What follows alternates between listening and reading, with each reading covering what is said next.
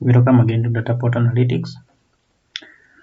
In this lesson, we are going to learn about multi-group analysis in structural equation modeling.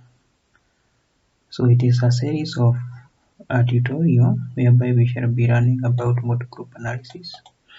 But for this particular one, we are going to discuss what is multi-group analysis in structural equation modeling.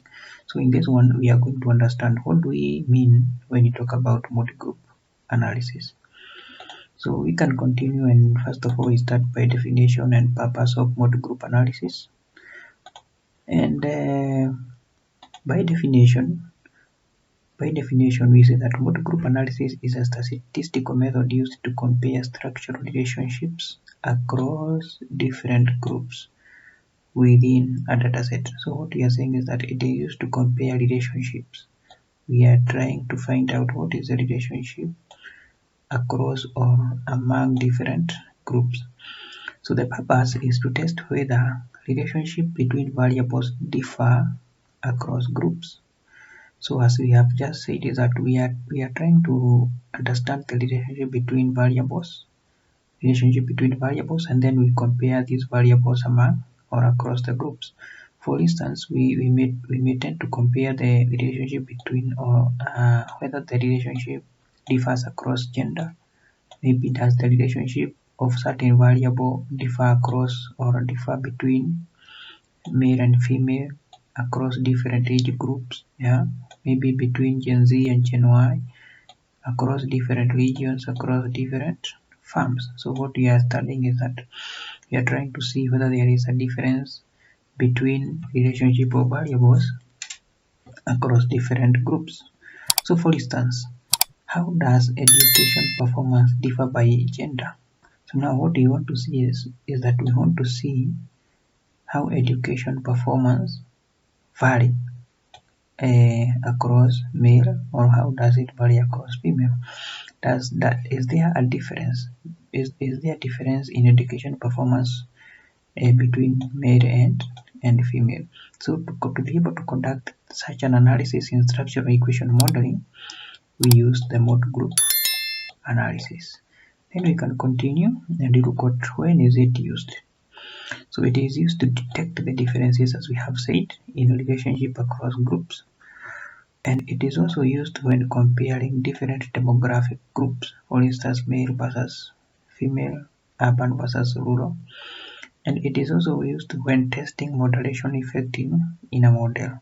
So in structural equation modeling, when you are conducting modulation effect or modulation analysis, we can adopt the multi-group analysis, and also it is commonly used when you are conducting the structural equation modeling. It can also be used when conducting regression analysis, and also used when you're conducting the path analysis. And then we also ask ourselves, how is it used? One is that it is used in hypothesis testing, or it's like we are looking at how do we use multi-group analysis. So the first thing that we do is that we come up with the hypothesis testing in a multi-group analysis. So the narrow hypothesis is that no significant difference exists between the groups. So we first of all say to the narrow hypothesis that there is no difference, and then the alternative hypothesis will be opposite of that there is a significant difference, or a significant difference exists between the groups.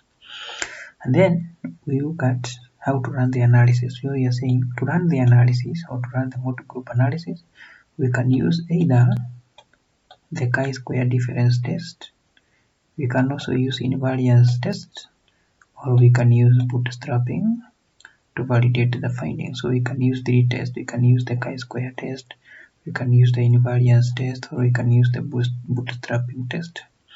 And then we can have an example like this one. So in this example, we are saying an example of a research question is that does customer satisfaction influence loyalty? Does customer satisfaction influence loyalty differently for young versus old consumers? So what are we asking ourselves in this question? We are trying to find out whether the effect of customer satisfaction on loyalty differ between young and old consumers, or is there a difference between young and old consumers on the effect of customer satisfaction on loyalty. So that is generally what is multi-group analysis. So we have defined it. We have also looked at the purpose of multi-group analysis. We have looked at when it is used and also how it is used. So in the next video, we are going to learn about the step-by-step process of carrying out the multi-group analysis. So make sure to check the next video. Thank you.